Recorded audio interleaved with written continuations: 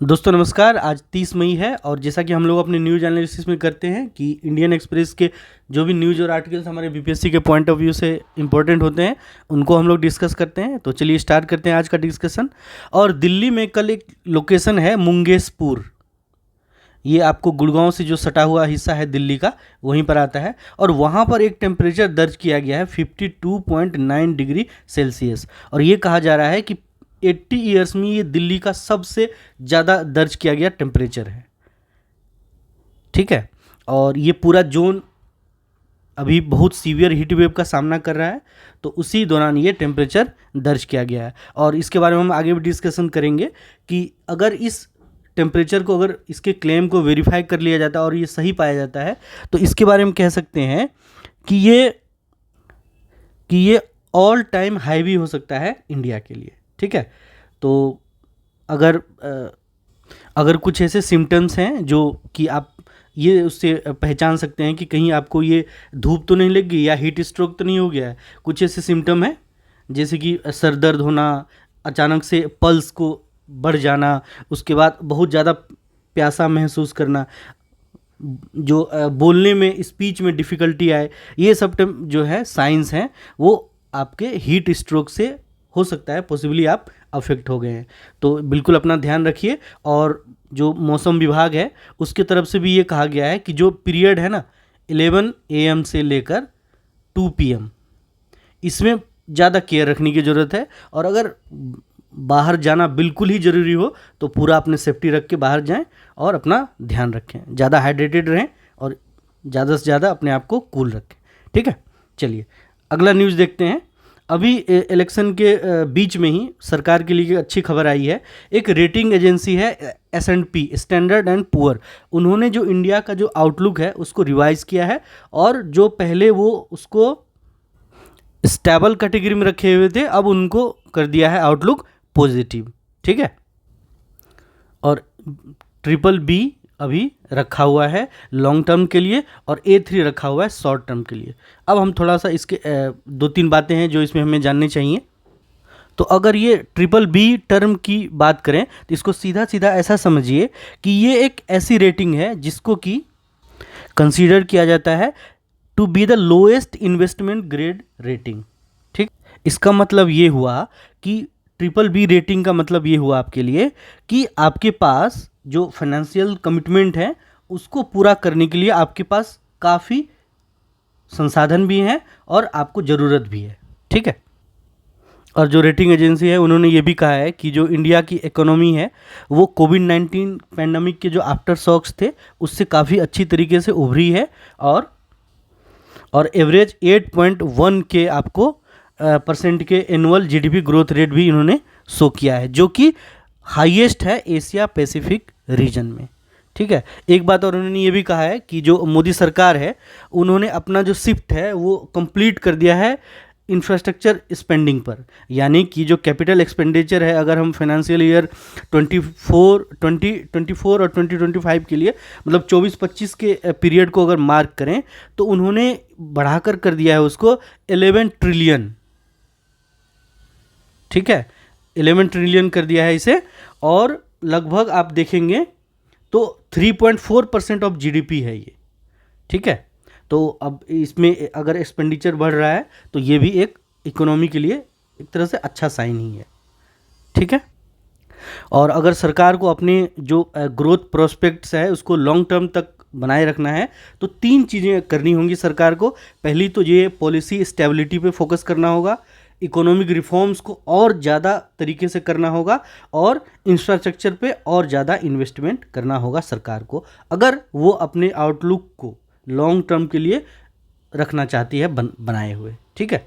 चलिए आगे देखते हैं। अच्छा, इसमें कुछ और एजेंसीज हैं जो कि इस तरह के कंट्रीज़ के जो इकोनॉमी है और वहाँ पे क्या फ्यूचर प्रोस्पेक्ट्स है, कोई अगर बिजनेस लगाना चाहता है तो उसके लिए क्या आइडियल होना चाहिए, उसके लिए बहुत सारी रेटिंग एजेंसीज हैं जो काम करती है। उसमें से एक आपने अभी देखा स्टैंडर्ड एंड पुअर, और कुछ और हैं जैसे क्रिसिल है एक। ठीक है। वो भी ये रेटिंग एजेंसी काम करती है। एक है इकरा। ठीक है। एक है केयर, और जो एक अपना इंडियन है वह है ओनाइक्रा। ठीक है। और इसको फाउंड किया है किसने? उनका नाम है सोनू मीरचंदानी, इस एजेंसी को। ठीक है, तो ये सारी एजेंसी ये आउटलुक गवर्नमेंट के जारी करती हैं। और जो ओनाइक्रा है वो स्पेशली एमएसएमई के लिए ज़्यादा उसको उसके डेटा को रिलायबल माना जाता है। ठीक है, चलिए आगे देखते हैं। यही टेम्परेचर जो अभी हमने उसकी बात करी है। चलिए, ये पूरा डिटेल है जो हमने बातें की हैं उसके रिगार्डिंग। ठीक है, आगे देखते हैं। हाँ, अभी आपको ध्यान होगा कि जब से इजरायली सिक्योरिटी फोर्सेस ने गजा में अपने ऑपरेशंस बढ़ा दिए हैं, तो जो गजा पट्टी में जो इतना ज़्यादा पहले उन्होंने इतना एग्रेसिव चलाया अपना कैंपेन, तो उसकी वजह से वहाँ से कुछ लोग आपको स्केप करके चले गए थे रफ़ा में, जो कि साउथ में पड़ता है। और अब रफ़ा में भी इजरायली सिक्योरिटी फोर्सेस ने अपने ऑपरेशंस काफ़ी ज़्यादा बढ़ा दिए हैं। और जो सबसे दुखद बात यह है कि जो वहाँ पे रिफ्यूजी कैंप्स हैं वहाँ पर भी गोलीबारी हो रही है। और अभी जो टेंट बने हुए हैं उनके लिए, उस पर भी जो एयर स्ट्राइक हुआ है उसमें काफ़ी लोग मारे गए हैं और इसकी पूरी दुनिया भर में काफ़ी निंदा की गई है ना। और दुनिया भर से इसके लिए काफ़ी तीखी प्रतिक्रियाएं देखने को मिली हैं। जो सऊदी अरब है, यूएई है, कतर है और भी सारे बड़े बड़े देश, हमारे अपने देश में भी इसको लेकर काफ़ी नाराज़गी लोगों में है। और भले ही नेतन्याहू ने ये कह दिया है कि गलती है ये हमारी, लेकिन इतना कह देने भर से जो है वो लोगों की तकलीफ़ें और उसके प्रति नाराज़गी कम नहीं होने वाली है। ठीक है, और अगर इसके बहुत हम डीप में जाएं तो हम ये देखेंगे ना कि ये सब जो नेतन्याहू पे जो प्रेशर बन रहा है, चाहे वो डोमेस्टिकल हो, मतलब जो वहाँ का जो लोकल पॉलिटिक्स है उसका सेटअप का प्रेशर हो, या फिर इंटरनेशनल प्रेशर हो, वो इतना बढ़ गया है कि वो अपने लिए कुछ अपने पोजीशन को कुछ स्ट्रॉन्ग करना चाहते हैं डोमेस्टिकली। जैसे कि आपको ध्यान होगा पिछले साल सरकार जब बनी थी इनकी, तो ये बहुत सारे जुडिशियल रिफॉर्म्स को लेकर आए थे और जिसका कि लोगों ने काफ़ी विरोध किया था। और वहाँ से नेतन्याहू की जो इमेज है और जो उनकी क्रेडिबिलिटी है वो बहुत कम होती चली गई थी। और उसके बाद जो छोटे मोटे अब फिर हमास ने जो वहाँ सरप्राइज अटैक करके जो लोगों को बंधक बना लिया था, उसके भी बाद भी जो इज़राइल है उसके अंदर जो नेतन्याहू की पॉपुलैरिटी है वो बहुत ही मतलब ड्रेस्टिकली एकदम लोएस्ट हो गई थी। तो उनकी भी एक ये मजबूरी है अपने आप को पॉलिटिकली प्रासंगिक रखने की। वो सारी चीज़ें हैं जो वो यहाँ पे अपने क्लेम को एक तरह से स्ट्रॉन्ग करना चाहते हैं। और अभी आपको हाल में ध्यान होगा कि इंटरनेशनल कोर्ट की तरफ से भी उनके ऊपर वारंट वगैरह भी जारी हुए हैं। तो डोमेस्टिकल प्रेशर भी बढ़ रहा है, इंटरनेशनल प्रेशर भी बढ़ रहा है। और ख़ास करके अभी ध्यान होगा आपको कि 3 कंट्रीज ऐसी हैं जिन्होंने फ़लस्तीन को मान्यता दे दी है। ठीक है, वो स्पेन हो, आयरलैंड हो और नॉर्वे हो। तो इन सब चीज़ों से उन पे बहुत ज़्यादा प्रेशर बढ़ गया है। तो अब वो अपने जो लोकल वोटर्स हैं उनको एक तरह से अपीज़ भी कर रहे हैं इस माध्यम से कि ये दिखा रहे हैं कि हम अभी इजराइल के जो हित है उसको लेकर हम आगे बढ़ रहे हैं।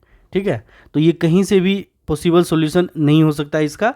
और जो 2 नेशन थ्योरी है, 2 स्टेट जो पॉसिबिलिटी है, उसको लेकर आगे बढ़ने की बात इंटरनेशनल एरिना में अब की जाने लगी है काफ़ी मुखरता से। ठीक है, और नेतन्याहू के एक्शन को, चाहे वो रफ़ा में हो या गजा में हो, उसको कहीं से भी इस बात पे जस्टिफाई नहीं किया जा सकता है कि हमास ने उन पे पहले अटैक किया। इसका मतलब ये हुआ कि आप दूसरे की गलती को गलत साबित करने के लिए अपनी बड़ी गलती कर रहे हैं, इसको आप जस्टिफाई नहीं कर सकते। ठीक है, और उसी के मिलते जुलते सेंस में ये आर्टिकल है। तो इसमें बैकग्राउंड में बहुत सारी चीज़ें, चाहे वो यूक्रेन में हो रही हों या अरब में हो रही हों या ईरान में हो रही हों या गजा में हो रही हों, रफ़ा में हो रही हों, उन सब के छोटे छोटे अपने जो कंसर्न्स हैं उन सबको मिलाकर एक लार्जर प्रोस्पेक्ट में देखने की इन्होंने कोशिश की है। और ये कहा है कि जो ग्लोबल ऑर्डर एक ज़माने में डिसाइड किया गया था, अब उसमें बहुत ज़्यादा चेंजेस आ गए हैं। और जो वर्ल्ड जो पहले था और जो करेंट सिनेरियो है उसमें काफ़ी ज़्यादा चेंजेस आ गई हैं। तो इसी के मिलते जुलते सेंस में ये आर्टिकल है, आप इसको देख सकते हैं। ठीक है, एक ये आर्टिकल हमारे काम का है। आपको ध्यान होगा अभी साइक्लोन रेमाल जो है वो हमारे कोस्टल एरियाज में खास करके नॉर्थ ईस्टर्न साइड में हिट किया है और उसकी वजह से काफ़ी ज़्यादा बारिश भी देखने को मिली है। और जो नॉर्थ ईस्ट है वहाँ पे आपको काफ़ी ज़्यादा लैंडस्लाइड्स देखने को मिले हैं। ठीक है, और वेस्ट बंगाल में भी काफ़ी ज़्यादा बारिश देखने को मिली है और इसकी वजह से फिर से चीज़ें इस बात पे आगे टिक गई हैं कि जो डिजास्टर रेजिलिएंट इंफ्रास्ट्रक्चर है उसमें हम कहाँ तक आगे बढ़े हैं। ठीक है, और ये कहा गया है कि जो कुछ साल पहले जो ये चीज़ें देखी जाती थी नेचुरल डिजास्टर की, अब उसमें एकदम से ड्रेस्टिक चेंज आ गया है और अब चीज़ें अलग तरीके से आगे बढ़ रही हैं और जो उसके इम्पैक्ट हैं क्लाइमेट चेंज उसमें अपनी एक बड़ी भूमिका निभा रहा है। और सबसे जो ज़्यादा परेशानी बढ़ाने वाली बात है वो ये है कि अब बातें मल्टी हैजार्ड डिजास्टर और कैस्केडिंग इम्पैक्ट की बातें होती हैं और ये ज़्यादा चिंताजनक इसीलिए है। इसमें ये है कि एक घटना जो दूसरी घटना को आगे बढ़ाती है, दूसरी घटना फिर तीसरी घटना को आगे बढ़ाती है। अब जैसे देखिए कि गर्मी बहुत बढ़ रही है, हीट वेव्स हो रहे हैं, उसके बाद हेवी रेनफॉल्स भी हो रहा है। हेवी रेनफॉल से क्या हो रहा है, जो ग्लेशियर लेक्स हैं उसमें दरारें आ रही हैं, उससे लैंडस्लाइड हो रहे हैं हिली एरियाज़ में। उसके बाद जो डाउनटाउन है उसमें बहुत ज़्यादा फ्लड देखने को मिल रहे हैं। तो अब गर्मी बढ़ रही है, हीट वेव्स बढ़ रहे हैं, जंगलों में आग लग रही है, उसकी वजह से फिर अलग परेशानियां बढ़ रही हैं। तो ये जो मल्टी हैजार्ड डिजास्टर है और जो कैस्केडिंग इम्पैक्ट है उससे उन चुनौतियों से उभरने के लिए हमारी जो तैयारी है वो उसको भी हमें अब एक तरह से अपग्रेड करना होगा। इसमें हमने पहले तैयारी करी हुई है। 2005 में जैसे हमने नेशनल डिजास्टर मैनेजमेंट अथॉरिटी बनाया था और उसको बनाने की ज़रूरत इसीलिए पड़ी कि 99 में आपको ध्यान होगा उड़ीसा में सुपर साइक्लोन आया था और 2004 में तो बहुत ही विनाशक सुनामी आई थी। तो उसके बाद से ये बना और उसके बाद अब लगभग आज की डेट में ये है कि सारी स्टेट्स के पास अपनी एक डिजास्टर जो मैनेजमेंट है, सब स्टेट्स के पास। ठीक है, लेकिन अब हमें उनके रोल्स को और उनके कैपेबिलिटी को और ज़्यादा अपग्रेड करने की ज़रूरत पड़ेगी। ठीक है, तो अब यही कहा जा रहा है इसमें कि मोर प्रोएक्टिव रोल अब उनको आपको इसमें निभाना पड़ेगा। ठीक है, ज़्यादा रिसोर्स इसमें देने पड़ेंगे और कैपेसिटी को और आपको बढ़ाना पड़ेगा। और इसमें एक बात और नोटिस करी गई है कि जो नेचुरल डिजास्टर है उसको तो हम नहीं कुछ कर सकते, लेकिन जो मैन मेड इन्फ्लुएंसेस है उसको हमको मिनिमाइज करना होगा। ठीक है, तो डिजास्टर के प्रति जो रेजिलियंस है उसको अब आपको ज़्यादा तेज़ी से और ज़्यादा अच्छे तरीके से आपको रोबस्ट मैकेनिज्म इसके लिए आपको डेवलप करनी पड़ेगी। ठीक है, और इंटरनेशनल ऑर्गेनाइजेशन ने आपको ध्यान होगा क्रिएट किया है CDRI, कोalition for disaster resilient infrastructure. ठीक है, तो उनकी तैयारियों को और उनके सेटअप्स को और ज़्यादा अपग्रेड करने की अब ज़रूरत हो गई है। ठीक है, चलिए आगे बढ़ते हैं। अभी आपको ध्यान होगा कि हमारे जुडिशरी के समर वेकेशन स्टार्ट होने वाले हैं या शायद हो भी गए हैं। तो एक बात आती है कि जब देश में इतने ज़्यादा पेंडिंग केसेस हैं तो जुडिशरी फिर इतनी लंबी छुट्टी क्यों लेती है। तो उसी के क्या प्रॉस हो सकते हैं, कौन हो सकते हैं, और जुडिशरी के जो ये पाइलअप होते जा रहे हैं केसेस उनको उन प्रॉब्लम्स को कैसे डील करने के लिए कुछ स्टेप्स उठाए जा सकते हैं, उसकी बातें इस आर्टिकल में की गई है। तो 2-4 पॉइंट हैं जो हम भी जान लें तो अच्छा रहेगा हमारे लिए। ठीक है, तो पहली बात तो यही कि रिक्रूटमेंट जो है जुडिशरी में अभी भी ये कहा जा रहा है कि कोई स्टेट ऐसी नहीं है जिसमें कि जो नंबर ऑफ जजेस रिक्वायर्ड हैं उतने हैं, और कोई भी ऐसा हाई कोर्ट नहीं है जिसमें कि या लोअर कोर्ट नहीं है जिसमें कि सारी जुडिशरी के जो स्ट्रेंथ हैं कंप्लीट वो पूरा फुलफिल किया जा रहा है। एक बात तो ये है कि आपको इसके नंबर्स आपको भरने पड़ेंगे और इसके जो वैकेंसीज हैं उसको बहुत जल्दी जल्दी फुलफिल करना पड़ेगा। एक तो इन्होंने ये बात रखी है, ये सब कॉमन पॉइंट्स हैं। एक ये कहा है इन्होंने कि जो दूसरी बात ये कही गई है कि जो गवर्नमेंट लिटिगेशन है वो एकदम एक्सेसिव है, यानी कि जो कोर्ट के पास जो लोड है उसके अप्रॉक्स 50% तक ये है। ठीक है, और इसको हमें कम करने की ज़रूरत है, इससे भी जुडिशरी पे लोड हम कम कर सकते हैं। एक इसमें ये बात उठाई गई है कि जो भी नया लेजिस्लेशन आता है वो अपना एक केसेस अपने रास्ते वो जुडिशरी पे पाइल ऑन करने की तरफ आगे बढ़ता है। ठीक है, एक बात ये है। उसके बाद इसमें एक ये पॉसिबल बात कही गई है कि जो आउटडेटेड लॉज हैं और जो प्रोसीजर्स हैं उनको अगर हम हटा देते हैं तो उससे भी केसेस अब की मात्रा है वो कमी आ सकती है।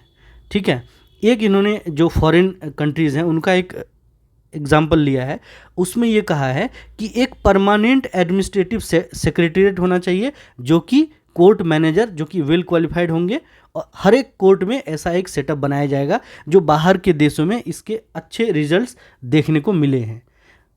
ठीक है, तो लॉन्ग टर्म कोर्ट मैनेजर हों, ठीक है, वो तो जो बेंच के पास जो बहुत सारे टीडीएस टास्क होते हैं उनको ये कोर्ट मैनेजर जो कि काफ़ी कैपेबल हों वो उसको कट डाउन कर सकते हैं। ठीक है, एक चीज़ इन्होंने ये बताया है कि हाँ, जस्टिस डिलीवरी पे हमें और ज़्यादा पैसे खर्च करने की ज़रूरत है। एक इन्होंने रिपोर्ट का हवाला दिया है, इंडिया जस्टिस रिपोर्ट, उसमें यह कहा गया है कि ओवरऑल पर कैपिटा जो स्पेंडिंग है जुडिशरी पे वो 150 रुपये से भी कम है, तो इसको हमें बढ़ाने की ज़रूरत है। ठीक है, तो ये सब बातें थी जो अगर आप अपने आंसर राइटिंग में इसको डालेंगे तो थोड़ा सा आंसर और ज़्यादा बढ़िया आपका दिखेगा। ठीक है, चलिए आगे देखते हैं। अभी हमने रफ़ा की बात की थी, आप ये देखिए कि इतने लोगों के मरने के बाद, इतनी कैजुअलिटी के बाद भी यूएस की तरफ से ये बयान आता है कि उन्होंने रेड लाइन को क्रॉस नहीं किया है। अब किसको रेड लाइन मानेंगे आप, ये आप पे डिपेंड करता है। ठीक है, अगला न्यूज़ है ये कि साउथ अफ्रीका में अभी इलेक्शन ख़त्म हुआ है। ठीक, और उसमें कहा जा रहा है कि जब से वहाँ पे रंग भेद या नस्ल भेद को ख़त्म किया गया है, उससे सबसे टाइटली जो लड़े गए हैं इलेक्शन उसमें से ये होने वाला है। और इसमें पहली बार ऐसा जो वहाँ के पोस्ट पोल जो एनालिसिस सर्वे वगैरह हो रहे हैं उनमें ये कहा जा रहा है कि हो सकता है कि जो अफ्रीकन नेशनल कांग्रेस है वो अपनी मेजॉरिटी वहाँ पे लूज़ कर दे।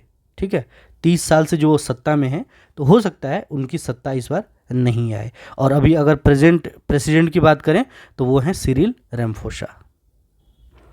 चलिए आगे देखते हैं।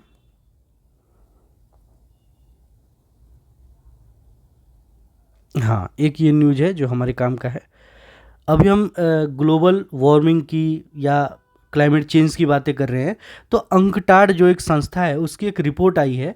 उन्होंने ये कहा है कि जो ट्रेड रूट जो डिस्टर्ब हुआ है रेड सी वाला, जो आपको ध्यान होगा कि जो हूती अटैक्स हुए हैं यमन रेबल्स के, उसकी वजह से जो सुएज कैनाल वाला जो रूट है वो काफ़ी डिसरप्ट हो गया है। तो हूती अटैक्स के बाद जो सुएज कैनाल वाला जो रूट है उसको अब जो देश जो अपना ट्रेड कर रहे हैं, कंपनियां जो ट्रेड कर रही हैं, उन्होंने अब उनके अटैक के डर से अपना रूट चेंज किया है। ठीक, और रूट चेंज करने के बाद अब वो केप ऑफ गुड होप से होकर जाते हैं, जिसकी वजह से 10 से 15 दिन का उनकी जो टाइमिंग है वो बढ़ जाता है। और उसी में ये अंकटाड ने कहा है कि उसकी वजह से ग्रीन हाउस गैसेस में बढ़ोतरी हो रही है और टेम्परेचर पे असर पड़ रहा है सी के भी, और उसकी वजह से फिर आगे लैंड के भी। अब जैसे उन्होंने एक एग्जांपल दिया है कि चेन्नई से लेकर अगर आप जर्मनी तक की यात्रा करते हैं ये शिप्स, तो उसमें लगभग 38% मोर कार्बन डाइऑक्साइड वो रिलीज़ करते हैं। अगर वो सुएज कैनाल से जाते तो ऐसा नहीं होता। और अब वो सुएज कैनाल्स के रूट को छोड़कर Cape of Good of Hope होते हुए जा रहे हैं, तो इसकी वजह से 38% ज़्यादा कार्बन डाइऑक्साइड को वो रिलीज़ कर रहे हैं। ठीक है, ये बात है। और सुएज कैनाल की बात करें तो सबसे ज़्यादा इम्पोर्टेंट लिंक है ये आपको यूरोप और एशिया के बीच के ट्रेड्स का, तो उसकी वजह से ये सारा इफेक्ट पड़ा है। और अगर अंकटाड की बातें करें तो अंकटाड की स्थापना कब हुई थी, ये हुई थी 1964 में। ठीक, तो अंकटाड एक परमानेंट इंटर गवर्नमेंटल ये एक बॉडी है, और इसका जो हेडक्वार्टर है वो कहाँ है, जिनेवा स्विट्ज़रलैंड में। ठीक है, बहुत सारी इंपॉर्टेंट रिपोर्ट्स ये पब्लिश करती हैं अंकटाड, जिसमें से एक सबसे जो इम्पोर्टेंट रिपोर्ट है वो है वर्ल्ड इन्वेस्टमेंट रिपोर्ट। ठीक है, चलिए आगे देखते हैं। हाँ, जैसे हमने अभी शुरुआत में हमने दिल्ली के टेम्परेचर की बात की है, जो कि हमने देखा था हमने कि जो लोकेशन है एक जिसका नाम है मुंगेशपुर, वहाँ पर बहुत ज़्यादा टेम्परेचर दर्ज किया गया है 52.9 डिग्री सेल्सियस। जो हमारा जो मौसम विभाग है उसकी तरफ से ये कहा गया है कि ये जो रीडिंग अभी मिली है डेटा की 52.9 डिग्री वाली, उसके ऑथेंटिसिटी अभी हम नहीं इंश्योर कर सकते हैं। ठीक है, क्योंकि इस क्लेम को वेरीफाई करने के लिए जो हमारे पास अभी अवेलेबल मैकेनिज्म है उसके थ्रू हम इस क्लेम को वेरीफाई कर रहे हैं, और जब ये क्लेम वेरीफाई होगा तब हम ये कह सकते हैं कि ये डाटा रियल था। और इसके पीछे उन्होंने एक दो तर्क बताए हैं जो कि नहीं माना जा सकता है, कि दिल्ली एनसीआर में लगभग 20 ऐसे स्टेशन हैं जहाँ पे कि टेम्परेचर एक तरह से रिकॉर्ड किया जाता है, और उनमें से केवल एक जगह ऐसी है जहाँ पर कि ये एकदम एबनॉर्मली 52.9 डिग्री वहाँ पे शो हो रहा है। और अलग अलग जो भी स्टेशन है जहाँ पे कि ये काम होता है वहाँ पर कहीं भी इस तरह से इतना ज़्यादा एबनॉर्मली हाई टेम्परेचर दर्ज नहीं किया गया है। ठीक है, तो अब देखा जाएगा, क्लेम इसको वेरीफाई किया जाता है तब पता चलेगा। लेकिन एक बात तो ये है ही कि जो दिल्ली नहीं, और ख़ास करके जो most of the northern India है वहाँ पे बहुत सीवियर हीट वेव्स देखे जा रहे हैं, और वो लगातार साल दर साल इसमें बढ़ोतरी ही आती जा रही है। टेम्परेचर जो है वो बढ़ता जा रहा है, मतलब ये कि नॉर्मल से 5 से 10 डिग्री सेल्सियस टेम्परेचर हर साल बढ़ता हुआ ही हमें दिखता है। ठीक है, तो अब ये सारी बातें कही जा रही हैं कि जो ग्लोबल वार्मिंग है उससे भी काफ़ी ज़्यादा ये सब लिंक्ड है। ठीक है, और ये पिछले कई सालों से ये ट्रेंड देखने को मिलता जा रहा है कि केवल न इंडिया में बल्कि ग्लोबल लेवल पे ही जगह जगह टेम्परेचर आपको हाई एकदम दर्ज किया जाता जा रहा है। ठीक है, और इस आर्टिकल में एक जगह ये नोट किया गया है कि जो दुनिया भर में जो वार्मिंग बढ़ रही है, गर्मी बढ़ रही है, उसके मुकाबले अगर इंडिया को देखें तो वहाँ उस हिसाब से नहीं बढ़ रही है जिस हिसाब से और ग्लोब के और अदर पार्ट्स में बढ़ने रही है। ठीक है, अब इसमें इन्होंने एक डाटा रखा है कि इंडिया का जो टेम्परेचर बढ़ रहा है वो 0.7 डिग्री सेल्सियस बढ़ रहा है 1900 के लेवल से। ठीक है, और अगर हम इसी को ग्लोबली देखेंगे तो ग्लोबली ये 1.59 डिग्री सेल्सियस के रेट से बढ़ रहा है, लेकिन इंडिया में ये 0.7 है। ठीक है, और अगर ओशंस को भी इसमें इंक्लूड कर लिया जाए तो ग्लोबल टेम्परेचर बढ़ने का जो एक एवरेज है वो है 1.1 डिग्री सेल्सियस, जबकि उसके मुकाबले भी इंडिया का 0.7 डिग्री वो कम ही है। लेकिन इन डेटा के परे देखने की ज़रूरत है, और ग्लोबल वार्मिंग से और इसके इफ़ेक्ट से हम कैसे अपने आप को बचा सकते हैं और इसको कैसे मिनिमाइज किया जा सकते हैं, अब हमारा एजेंडा वो होना चाहिए। ठीक है, चलिए आगे देखते हैं। चलिए, एक अभी रिसर्च हुआ था, 4600 साल पुरानी एक इजिप्ट की एक स्कल पे रिसर्च किया था साइंटिस्टों ने, और उन्होंने ये कहा था कि ब्रेन कैंसर के यहाँ पे कुछ प्रोमिनेंट एविडेंस यहाँ पे देखने को मिले हैं। कुछ साइंटिस्ट हैं यहाँ पे, आप नाम उनके देखेंगे, और उन्होंने मिलके एक स्टडी कैरी करी है और उसमें ये सारी बातें रखी है, और उन्होंने ये कहा है कि इससे एक बात तो ये साबित होती है कि जो इजिप्टियन है वो इससे परिचित थे। कहने का मतलब, या तो उनके पास ऐसी एंशियंट इजिप्ट के पास ऐसी मेडिसिन थी जिसको कि वो ब्रेन कैंसर को ट्रीट कर सकते थे, या वो इसको पहचानने की कोशिश करते थे। और ये पहले भी अलग अलग रिसर्चों के माध्यम से ये कहा जाता रहा है कि जो एंशियंट इजिप्ट में जो मेडिसिन का नॉलेज था वो काफ़ी हाई क्लास का था, है ना। ह्यूमन बॉडी और उसके सिस्टम्स को समझने के लिए या उसके रिलेटेड डिजीज़ को ठीक करने के लिए उनके पास अपने नुस्खे होते थे। और अगर ये भी साबित हो जाता है कि उन्होंने इसको ट्रीट करने की कोशिश की थी, तो ये भी अपने आप में एक बड़ा ब्रेक थ्रू हो सकता है। और जो साइंटिस्ट जिन्होंने ये रिसर्च कैरी करी है उन्होंने कहा है कि मेडिसिन के हिस्ट्री में ये अपने आप में एक माइलस्टोन की तरह साबित होगा ये रिसर्च। ठीक है, आगे देखते हैं।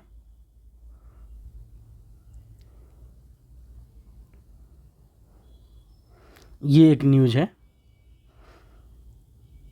हाँ, जैसा कि हमने एक बार चर्चा की थी जब ये डीक्यू केस जिन्होंने कैंडिडेट्स टूर्नामेंट जीता था पिछले महीने, जिसमें कि एक चैलेंजर चुना जाता है जो कि वर्ल्ड चैंपियन को चैलेंज कर सके। तो वर्ल्ड चैंपियन और उस चैलेंजर के बीच में जो टूर्नामेंट होता है उसके लिए भारत ने अपना दावा पेश कर दिया है। और जैसा हमने चर्चा की थी कि उस टूर्नामेंट में हमारे भारत से डी गुकेश जीते थे, और ये सबसे कम उम्र के चैलेंजर बने थे जो कि वर्ल्ड चैंपियन से लड़ने वाले हैं। ठीक है, और इसके लिए वो लड़ेंगे नवंबर 20 से लेकर दिसंबर 15 तक। अगर चुना जाता है भारत, तो चेन्नई में और दोनों के बीच में मुकाबला देखने को मिल सकता है। ठीक है, और ये जो करंट वर्ल्ड चैंपियन है वो हैं डिंग लीरेन, जो कि चाइना से हैं। ठीक है, चलिए आगे देखते हैं। ये हमारा आज का न्यूज़ था। और अभी चर्चा में आया है ईस्ट तिमोर, तो हम थोड़ा सा ईस्ट तिमोर के बारे में भी जानकारी लेने की कोशिश करेंगे। ठीक है, तो बांग्लादेश में अभी लास्ट इलेक्शन जो हुए थे उसमें शेख हसीना बनी है वहाँ की पीएम। ठीक है, जो खालिदा जिया की जो पार्टी थी बीएनपी, उन्होंने एक तरह से इलेक्शन से अपना वापस ले लिया था। और ठीक कहते हैं कि उतना विपक्षी दलों का जो रिप्रेजेंटेशन होना चाहिए था इलेक्शन में वो हुआ नहीं। ठीक है, तो खालिदा जिया जीती, लेकिन उसके बाद ये कह रहे हैं कि अब वहाँ पे जो विपक्षी दलों की तरफ से है वो सरकार के लिए नई नई चैलेंजेस सामने रखी जा रही हैं। और उसी के बैकड्रॉप में अभी शेख हसीना ने एक इंटरव्यू दिया है जिसमें कि ये कहा है कि बांग्लादेश के कुछ हिस्से, खास करके जो चिटगांव वाला उनका जो पोर्ट है, और कुछ हिस्से म्यांमार के लेकर एक ईस्ट तिमोर जैसे देश बनाने की साजिश हो रही है। तो उसी इंटरव्यू के बाद से ईस्ट तिमोर थोड़ा चर्चा में आ गया है, तो थोड़ी बहुत चीज़ें हम ईस्ट तिमोर के बारे में जानेंगे।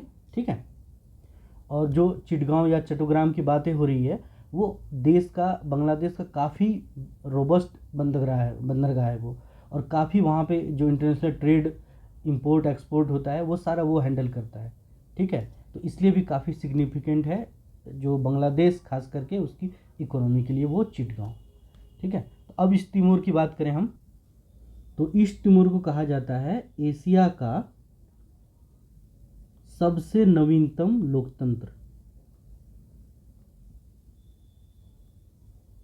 ठीक है, यह है हमारा ईस्ट तिमोर। और अगर इसके हम लोग लोकेशन और ज्योग्राफी की बात करें तो ये लगभग 15,000 स्क्वायर किलोमीटर में फैला हुआ है ये।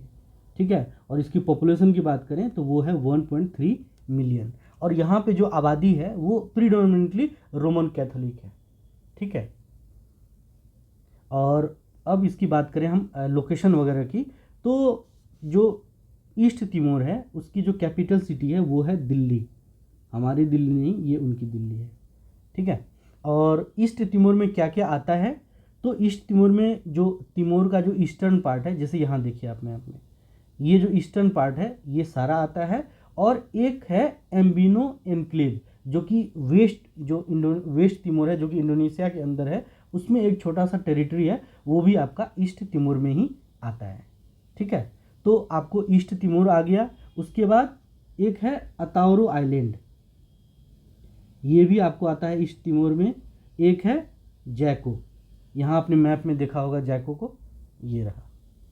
ठीक है, ये भी इसके अंदर आता है। और एम्बिनो एनक्लेव हमने देखा अभी, जो कि वेस्ट तिमोर का पार्ट है, वो भी इसके अंदर आता है। ठीक है, और जो वेस्ट है तिमोर वो किसका पार्ट है, वो है इंडोनेशिया का पार्ट। तो ये हमने इसकी लोकेशन देख ली। और अगर ये कहाँ पे लाई करता है ईस्ट तिमोर, तो इसके साउथ ईस्ट में है आपको तिमोर सी। ठीक है, नॉर्थ इसके चले जाएं तो नॉर्थ में क्या है, एक है वेटर स्ट्रेट। ठीक है, और अगर हम इसके नॉर्थ ईस्ट में चले जाएं तो वहाँ पे हम क्या देखते हैं, ओम बाई स्ट्रेट। इसकी बात करेंगे अभी हम, ये स्ट्रेट की, सॉरी एन लिखा गया है। ठीक है, और अगर इसके हम साउथ वेस्ट की तरफ जाएं तो ये यहाँ पे दिखेगा क्या, वेस्ट तिमोर वाला जो पार्ट है वो वहाँ पे हमें मिलता है। ठीक है, अब हमने दो स्ट्रेट की बात की है, एक है वेटर स्ट्रेट और एक है ओम्बाई स्ट्रेट। तो जो वेटार स्ट्रेट है वो क्या करता है, जो वेटार आइलैंड है, ठीक है, उसको अलग करता है ये ईस्ट तिमोर से। ठीक है, तो जो अभी हमने वेटार स्ट्रेट देखा वो वेटार आइलैंड को ईस्ट तिमोर से अलग करता है।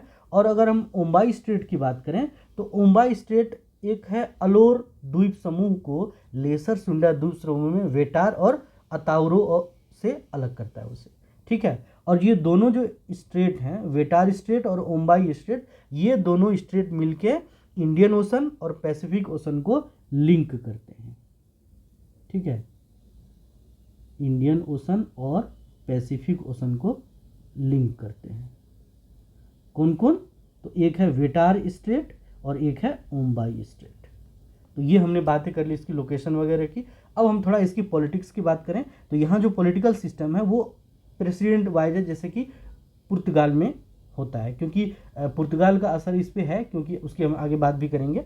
तो वहाँ पे प्रेसिडेंट के पास एग्जीक्यूटिव पावर्स होते हैं, वो गवर्नमेंट को अपॉइंट करते हैं, उनके पास वीटो पावर होता है मिनिस्टर्स के खिलाफ, ठीक है, और वो पार्लियामेंट को डिसॉल्व भी कर सकते हैं।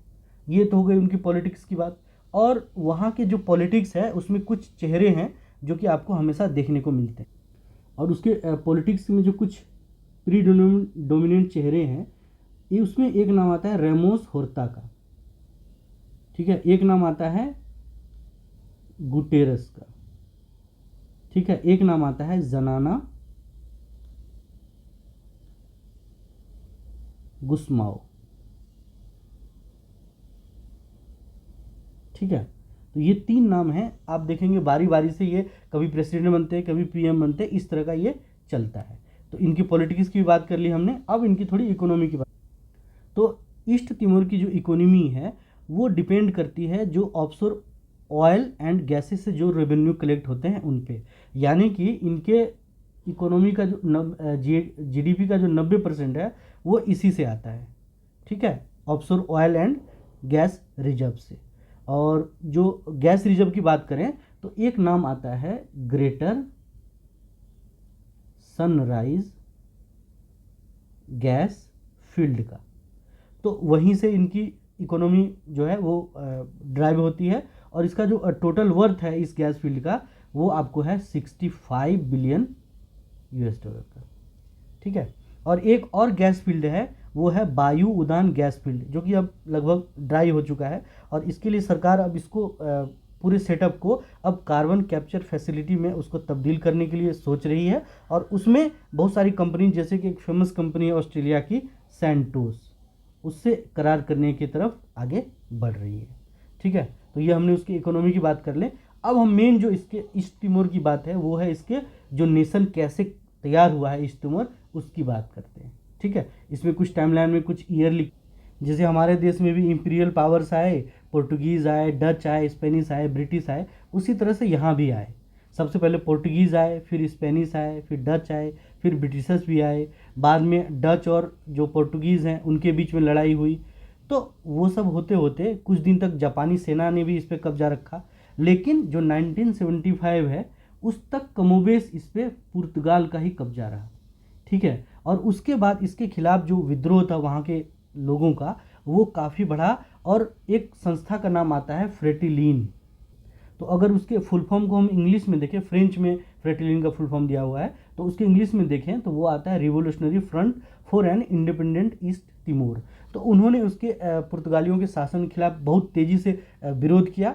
तो उसके बाद 1975 में अंत के कुछ महीने आते आते जो फ्रेटिलीन है उन्होंने ज़्यादा से ज़्यादा टेरिटरी पे ईस्ट तिमोर के अपना कब्जा बना लिया, और नवंबर 1975 में अपने आप को पूर्वी तिमोर लोकतांत्रिक गणराज्य के रूप में अपनी स्वतंत्रता की घोषणा कर दी।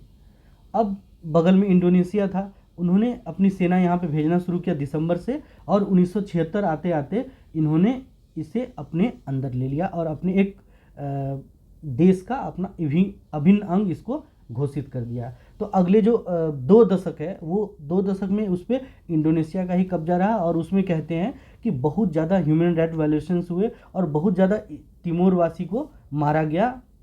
और जो अलग अलग रिसोर्सेज हैं उनके हिसाब से ये कहने को सुनने को मिलता है कि 2 लाख से भी ज़्यादा लोगों की यहाँ पे हत्या हुई। तो बाद में बहुत ज़्यादा इंटरनेशनल प्रेशर जब इंडोनेशिया पे बढ़ा तो फिर वहाँ पे एक रेफरेंडम की बात की गई, जो कि पूरी तरीके से यूएन के कंट्रोल में होती, अगस्त 30, 1999 को। और इस जो रेफरेंडम था इसमें ज़्यादा से ज़्यादा जो पूर्वी तिमोर के लोग थे उन्होंने अपने आप की स्वतंत्रता की घोषणा कर दी, और इस तरह से रेफरेंडम का भी रिजल्ट आया, और जो इंटरनेशनल प्रेशर था वो भी काफ़ी था। उसके बाद उन्होंने उस पर अपना क्लेम इंडोनेशिया ने छोड़ दिया। लेकिन जैसे सत्ता का हस्तांतरण होता तो वहाँ पर जो लोग थे जो स्वतंत्रता नहीं चाहते थे, इंडोनेशिया का पार्ट बना रहना चाहते थे, हिंसक झड़पें शुरू हो गई। तो फिर वहाँ पे जो पीस कीपिंग फोर्सेस हैं उनका आना स्टार्ट हो। तो धीरे धीरे जब चीज़ें सेटल हो गई तो 2002 में एक नाम है, अभी हमने पढ़ा था ऊपर, जनाना गुस्माओ। तो जनाना गुस्माओ 2002 में वहाँ के प्रेसिडेंट बनते हैं। ठीक, उसके बाद पूर्वी तिमोर एक अपना सोवरिन स्टेट बन जाता है। फिर 2007 का पीरियड आता है और इसमें जो आपको प्रेसिडेंट चुने जाते हैं वो चुने जाते हैं रामोस होर्ता।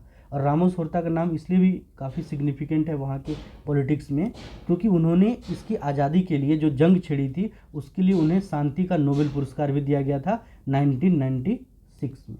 ठीक है, फिर एक आता है साल 2011 जब पूर्वी तिमोर ने, ईस्ट तिमोर ने आसियान की सदस्यता के लिए आवेदन दिया था। ठीक है, लेकिन वो अभी अधर में लटका हुआ है और देखते हैं कब ये चीज़ें उनके फेवर में आती हैं। तो ये आज के डिस्कशन में इतना ही, मिलते हैं अगली वीडियो में। बहुत बहुत धन्यवाद।